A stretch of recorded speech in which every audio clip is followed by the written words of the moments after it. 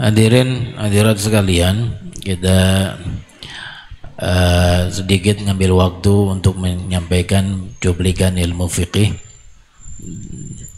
seperti kebiasaan kita di majelis ini. Dan terakhir yang kita bahas yaitu tentang hal-hal yang membatalkan sholat. Dan kita tahu bahwa yang membatalkan sholat diantaranya yaitu bergerak banyak. Dan diantara bergerak ini yaitu melangkah. Dan termasuk dia akan membatalkan sholat dari kategori bergerak yaitu ad-darbatul mufridah, pukulan yang dahsyat. Ya, dahsyatnya di sini alladzi yuharriku jami'al badan, yang menggerakkan seluruh badan. Walaupun sekali kalau seorang ketika sholat dia mukul sampai badan semuanya bergerak, maka batal sholatnya. Dan dibahas oleh ulama tentang melangkah ini, karena kalau kita melangkah kita pakai kaki. Kaki kita ada dua, ada kanan ada kiri. Dan disebutkan tadi bahwa melangkah 3 kali berturut-turut membatalkan sholat, karena termasuk bergerak 3 kali berturut-turut, dan itu membatalkan sholat. Lalu bagaimana batasan dan catatan yang ada dalam hal melangkah ini sehingga kita tahu ini 3 apa 2, 1 apa 2, melangkahnya udah sekali apa 2 kali. Karena untuk mengetahui ini langkah 3 kali berturut-turut, ya kita mesti tahu langkah ini dihitung 1 apa dihitung 2. Lalu kemudian setelah itu baru 3, karena hitungan begitu, 1 2 3. Nggak ada 1 langsung 3 atau 2 3. Nah, untuk mengetahui apakah langkahan kita udah 1 apa 2, lalu kemudian jadi 3 sehingga membatalkan sholat kalau berturut-turut 3 kali melangkah. Nah, ulama di sini banyak membahas tentang hal itu, dan mereka banyak berbicara dan berpendapat. Tapi yang dimu'tamadkan, yang dikuatkan oleh Syekh bin Hajar dalam kitab Tuhfah, dan oleh Syekh Syihab Ramli, Ahmad bin Muhammad Ar-Ramli, lalu oleh anaknya juga, oleh putranya Syekh Jamaluddin Ar-Ramli, ini Muhammad bin Ahmad Ar-Ramli, juga oleh Syekh Muhammad Syarbini Al-Khatib. Ini beliau-beliau ulama-ulama ini mengatakan bahwa kalau kita pindahin kaki kita, mau pindahin ke depan kek, mau ke belakang kek, mau ke samping kek,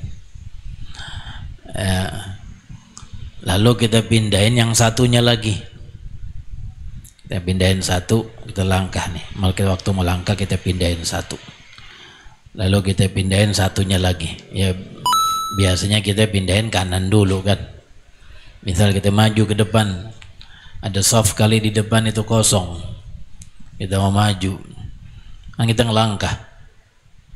Kalau kita melompat batal sholat kita, karena diantara yang batalkan sholat adalah al-wathbatul fahisyah, melompat yang dahsyat, walaupun sekali kan.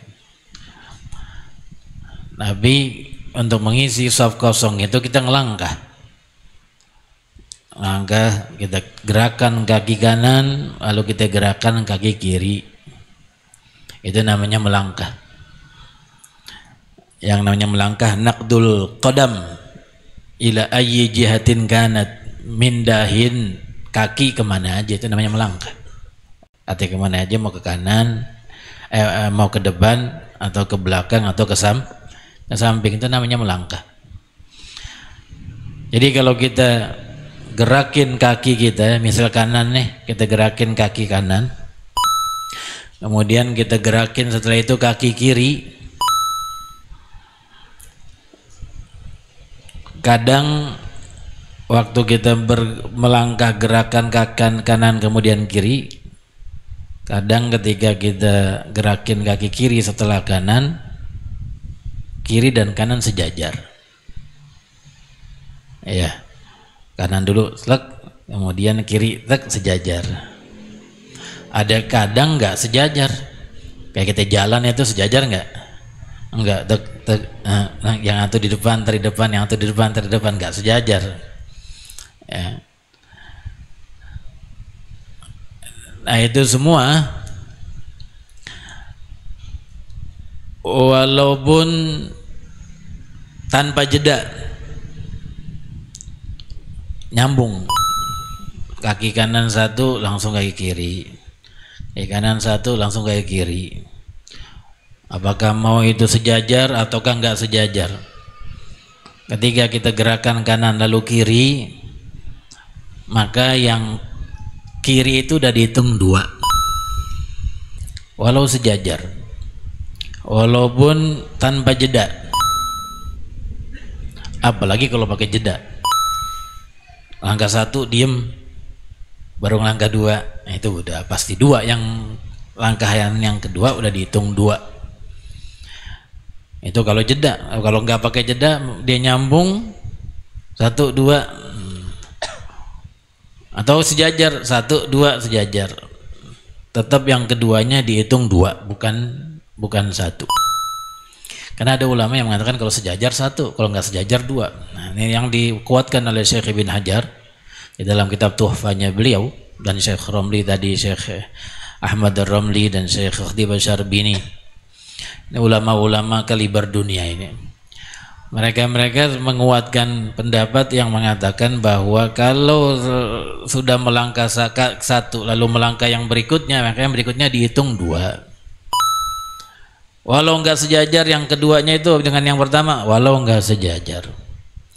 Walaupun tanpa jeda nyambung gitu, habis kanan langsung kiri, walaupun nyambung habis kanan langsung kiri, tetap yang keduanya itu dihitung 2. Jadi kalau kita ngelawan 1, 2 udah 2. Ya.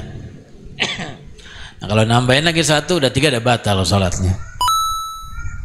Jadi diperhatiin hal ini oleh ulama untuk mengetahui apakah ini udah 3 atau belum. Ya. Nah, hitungannya begitu kalau menurut pendapat yang mu'tamad dalam pandangan ulama-ulama tadi. Ya. Itu yang dikuatkan itu. Sehingga kita perlu hati-hati kalau mau maju ke depan ketika shaf di depan kosong. Ya.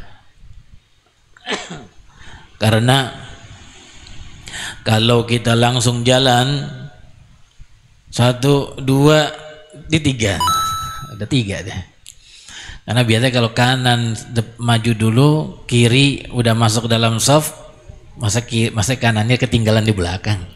Nah, udah pasti dia maju ke depan. Ada 3 itu udah. 1, 2, 3. Nah, itu batal sholat. Sehingga untuk selamatnya bagaimana? Jangan nyambung, mesti jeda dulu. 1, 2, karena softnya tinggal 1 langkah lagi, berhenti dulu di sini beberapa saat, baru kemudian maju lagi 1, 2, gitu.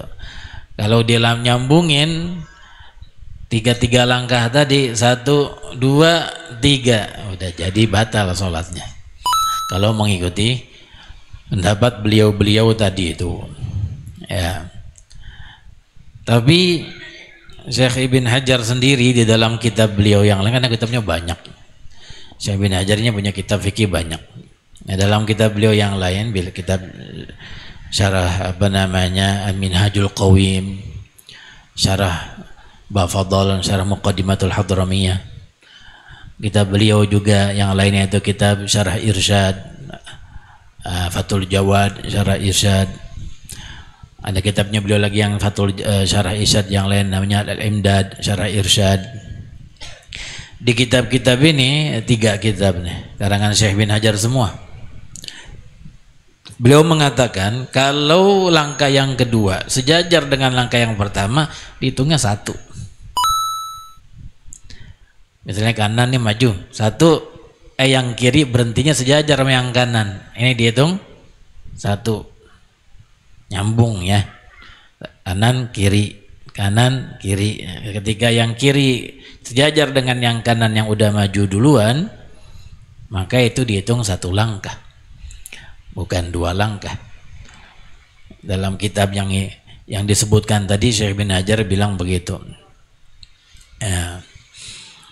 Makanya tadi saya bilang ada beberapa pandangan ulama dalam ngitung langkah ini, bagaimana ngitungnya. Nanti ada Syekh Syargawi punya pendapat lagi, Syekh Mahalli punya pendapat lagi. Walhasil yang lebih mudah, yang lebih harus kita perhatiin, yang dimuktamadkan dan dikuatkan oleh Syekh bin Hajar, Syekh Ramli, Syekh Syihabuddin Ramli, Syekh Khatib Syarbaini, ini mereka sepakat seperti yang penjelasan pertama tadi. Kalau kaki sudah melangkah dihitung atau yang kedua dihitung 2. Udah langsung dihitung 2, mau sejajar ataupun enggak sejajar, mau ke depan ataupun ke belakang. Ya gimana ya ke belakang? Kok mundur ke belakang? Mau ngapain sholat mundur ke belakang? Nah, itu bisa kegambar kalau ente lagi sholat jamaah di shaf paling akhir. Shaf paling akhir penuh. Lalu ada orang makmum datang sendirian. Mau nggak mau dia di shaf yang setelahnya itu yang paling akhir lagi sendirian. Orang kalau sholat sendirian di shaf nggak dianjurkan, makruh hukumnya. Makanya setelah disuruh kalau udah takbiratul ihram tarik atau yang di depan ente tarik atau mundur ke belakang biar shaf sama ente berdua. Biar berdiri di shaf berdua sama ente. Karena kalau berdiri di shaf sendiri hukumnya makruh dan nggak dapat fadilatul jamaah. Fadilah jamaahnya nggak dapat. Tapi nanti ada syaratnya itu, bukan sekarang. Saya nggak mau jelasin sekarang panjang. Terselesai subuh terselesai ntar.